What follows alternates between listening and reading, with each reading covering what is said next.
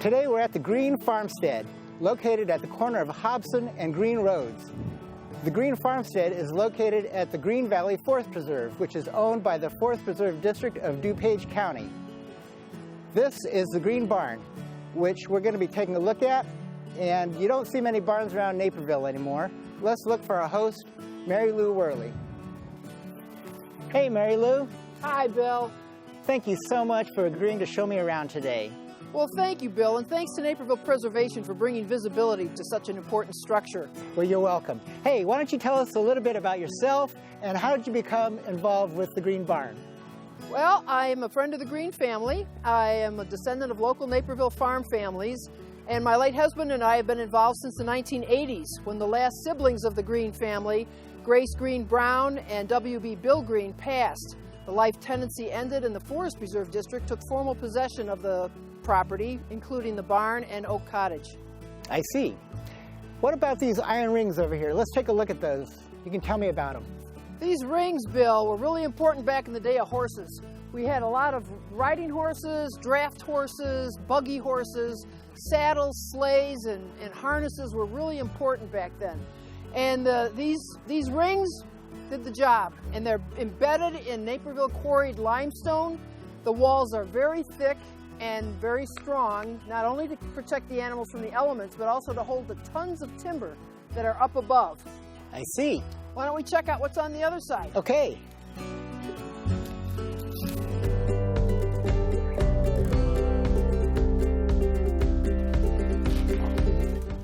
So this is the lower level. Tell us about what we're seeing here. We're seeing where all the production of the farm happened. We've got the area back here where stalls for horses and calves and the bull. And then you come through this center core here, we had 3 aisles of cows. The Holstein cows would come in here and be milked twice a day. There was a trench in front of them for the hay and grain, and they shared a water cup. And then the trench behind them was for manure management, and also made it easy for the farmer to go through with the De La Valle milk machine that actually captured all the milk to send to market. So actually pretty well engineered. Very well engineered, very productive. Great aromas were down here, and there was enough money to send everybody to college, including the girls.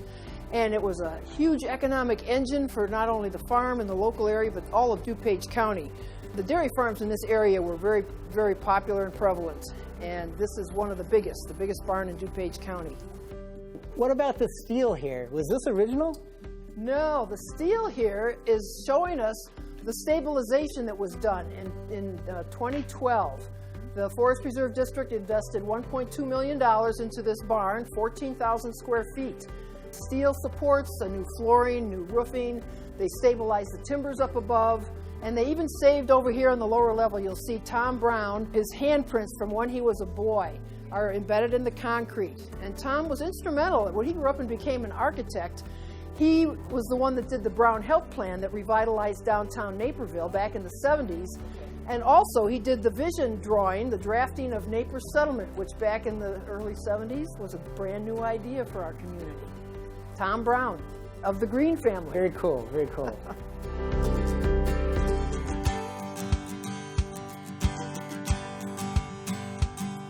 All right, so we're in this upper area. This is called the haymow. Tell us a little bit about it.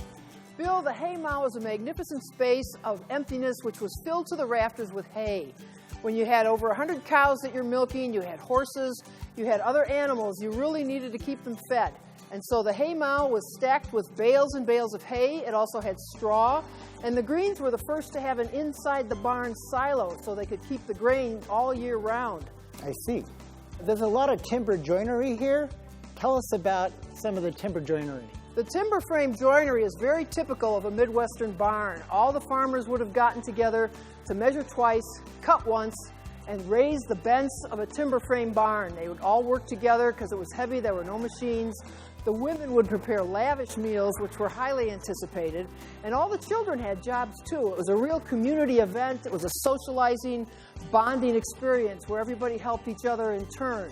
And so this timber frame barn represents many different types of timber frame construction, and as a barn was built as it could be afforded and added onto over the years. So Mary Lou, what is this area here? Well, this area is one of the oldest parts of the barn. You can see from the timber that they've got right here, you can see the work of the steel blade. You can see the joinery that's here. This happens to be empty because it may have been an OG. Back in the day, OG, I shouldn't have cut that. Sometimes you did make mistakes. But also, it could be that because of the stabilization, some of these joints weren't necessary anymore. And this particular area is probably the side of the barn.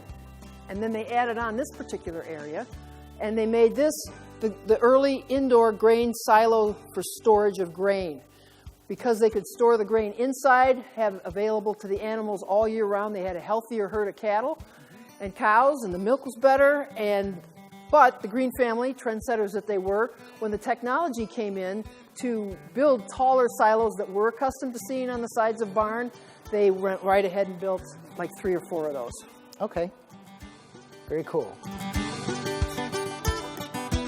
So Mary Lou, what would you say is the most interesting element about this barn?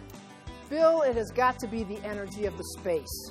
There is such an incredible volume in this 14,000 square foot building, and it's the energy that gave life to it in the past that is going to have an incredible future for the 21st century and beyond.